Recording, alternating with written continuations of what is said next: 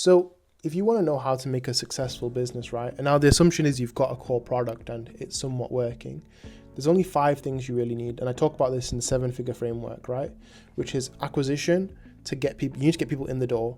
Retention, which is you keep them and they want to buy more from you.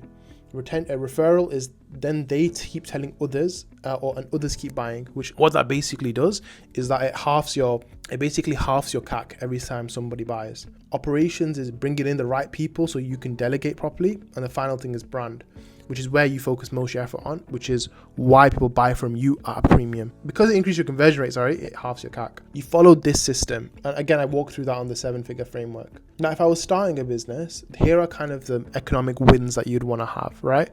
You want ideally gross margin, meaning the cost of like product. You want that above 70%. So it should only, the cost of me delivering that product, like I should be able to make a markup of 70%. If it costs me, let's say, £10, it should only, so if I sell it for £10, it should only cost me £3 to deliver, right?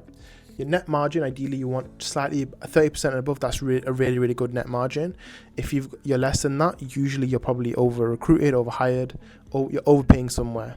You want a business or a product that has really high repeat purchase rate or retention. Naturally referable as well. Not every product is referable. For example, like Viagra, right? People aren't, even though it's probably got really high retention, people are not gonna refer you saying, I use this Viagra.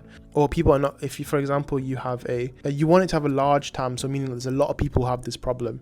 But while saying that, you also want it to be really easy to reach those people. So if, for example, you have to do a very special way to reach, I don't know, CEOs, it's going to be very difficult. Whereas like if you want to reach regular consumers, running paid ads, running organic, that's really easy. And you kind of want a barrier to entry. So like, for example, with agencies, right? Anybody can start an agency.